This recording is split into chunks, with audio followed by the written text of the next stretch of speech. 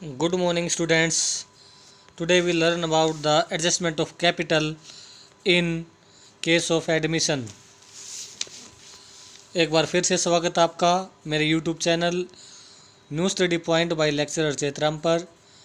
आज हम स्टार्ट करेंगे last topic admission of partner से एडजस्टमेंट ऑफ कैपिटल। तो स्टूडेंट्स, इसमें दो तरीके हैं एडजस्टमेंट ऑफ कैपिटल के। फर्स्ट है when the new partner bring in proportion capital. When the new partner bring in proportionate capital first. और इसमें सेकंड है adjustment of old partner capital accounts on the basis of new partner account. तो इन दोनों केसों के बारे में पढ़ेंगे। पहले हम बात करते हैं नए पार्टनर की पूंजी के हिसाब से पुराने पार्टनर की पूंजी की एडजस्टमेंट करना। When the new partner bring in proportionate capital, जब नया पार्टनर अनुपातिक पूंजी लेके आता है।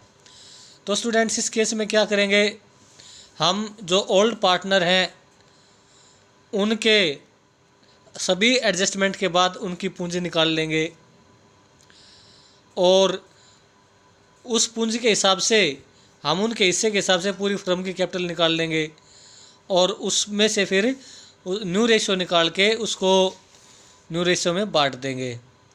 तो इस प्रकार से जो नए पार्टनर के हिस्से में पूंजी आएगी वो पूंजी ले आएगा।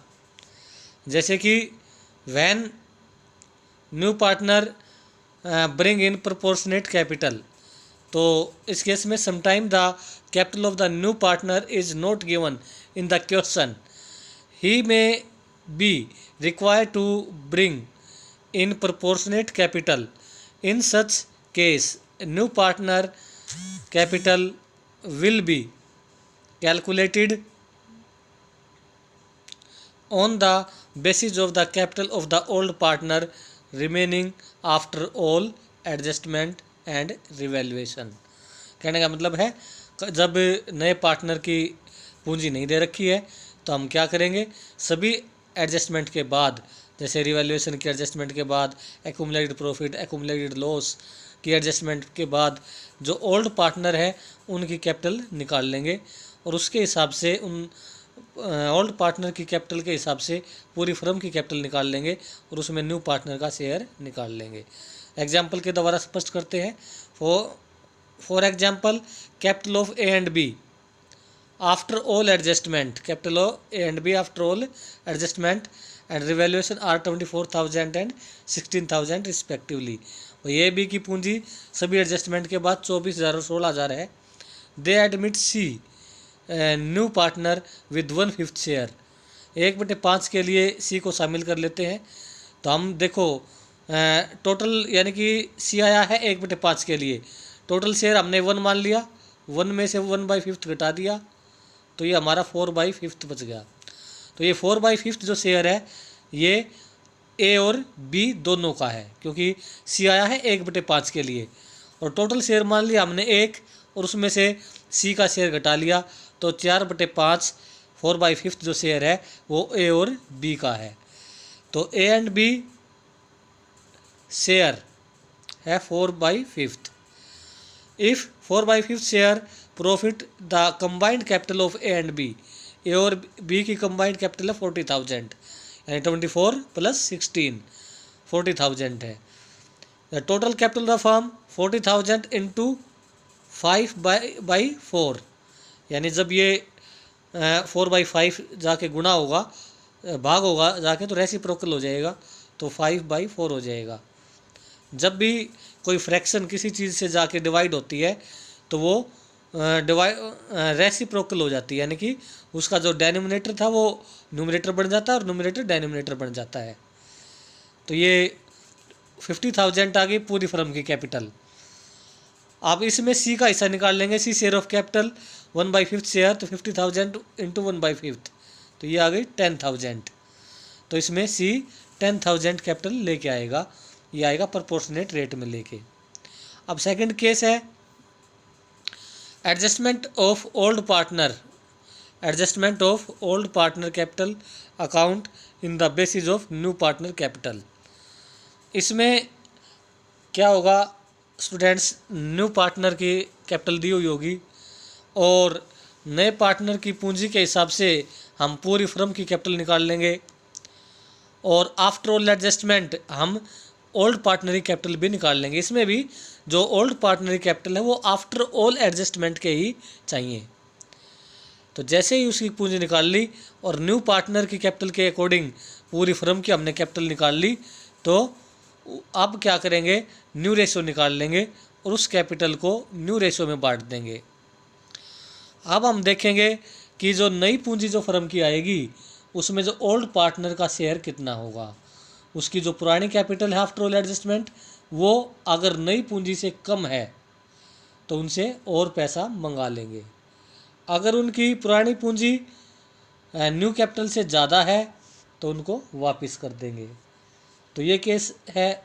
तो इसमें क्या students, some time on the admission of a new partner, it is decided that the capital of the old partner will be adjusted on the basis of new partner capital to make them proportionate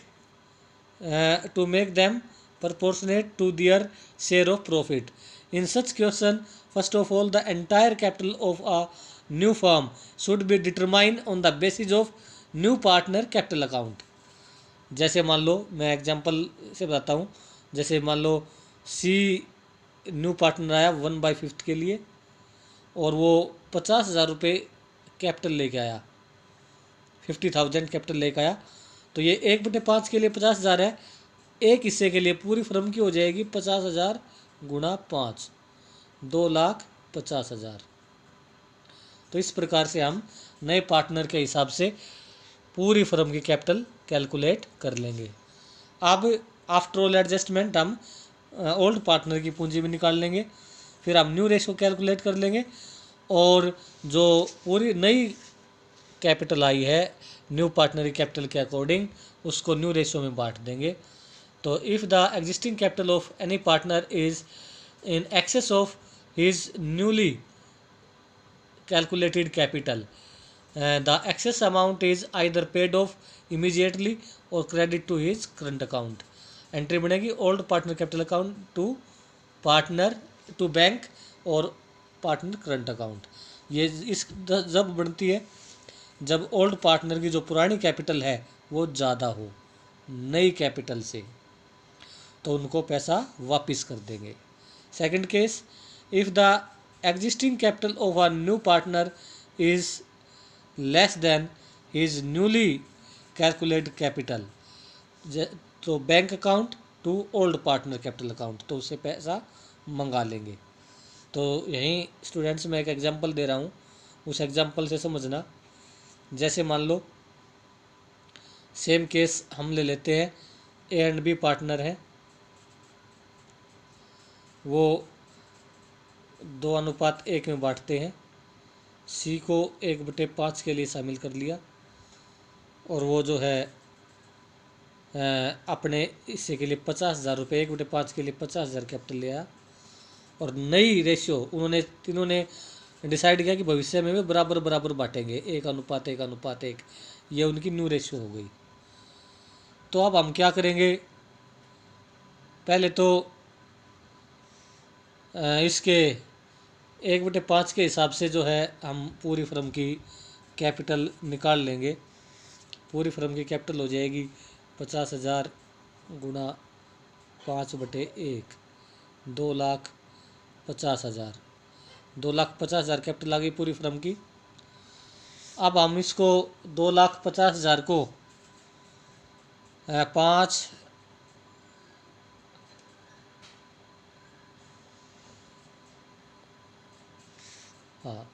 इसमें example में change कर लेते हैं। मान लो नया partner 30,000 रुपये लेके आया है, 1/5 हिस्से के लिए 30,000 रुपये लेके आया है और पूरी फर्म की कैपिटल हो जाएगी 30,000 गुणा 5/1, 1,50,000। 1,50,000 हो जाएगी। तो स्टूडेंट्स इस 1,50,000 इनकी कैपिटल थी, तो इसको आप तीनों में बांट लेंगे। न्यू रेशियो में नई फर्म की कैपिटल आ जाएगी, तो ये आ जाएगी 1,50,000 गुणा 1/3, 50,000 ईच, तीनों की 50,000 तीनों की आ जाएगी। अब मान लो सभी एडजस्टमेंट के बाद ए और बी की जो पूंजी है वो ए की पूंजी मान लो 40,000 है सभी एडजस्टमेंट के बाद, और बी की पूंजी 55,000 है। ए की पूंजी कितनी है 40,000 आफ्टर ऑल एडजस्टमेंट, और बी की ओल्ड कैपिटल कितनी है 55,000। तो स्टूडेंट्स ए की जो न्यू पूंजी है, जो न्यू कैपिटल है नई फर्म की, जो पूंजी के हिसाब से 50,000 होनी चाहिए, जबकि उसकी कितनी है 40,000। तो कितने की कमी है 10,000 की, तो उससे 10,000 रुपीज़ और मंगा लेंगे। तो एंट्री बन जाएगी bank account debit to old partner capital, यानी कि A capital, bank account debit to A capital 50,000, 50,000 bank account debit to A capital 50,000 रुपये। तो अब बी की जो कैपिटल थी वो थी 55,000, बी की कैपिटल कितनी थी पुरानी 55,000, और नई फर्म में इसकी पूंजी कितनी बनती है 50,000, तो इसकी 5,000 कैपिटल ज़्यादा थी, तो उसको वापस कर देंगे। एंट्री बनेगी ओल्ड, यानी कि B capital debit, B capital account debit to bank, कितने 5,000 इसको वापस कर देंगे। तो स्टूडेंट ये हमने एग्जाम्पल भी दे दिया। तो ऐसे ही ये कैपिटल की एडजस्टमेंट करनी है। आज के लिए इतना ही। आपकी समझ में टॉपिक आ गया होगा, और ना आए तो एक दो बार वीडियो को देख लेना, इसको रिपीट कर लेना, और बने रहिएगा चैनल पे। चैनल को सब्सक्राइब कीजिएगा, लाइक कीजिएगा, शेयर कीजिएगा, ताकि नोटिफिकेशन आपको सबसे पहले मिलता रहे, और आने वाले टाइम में ऐसे ही क्रम वाइज रिटायरमेंट से आपको वीडियो मिलती रहेंगी। Thank you.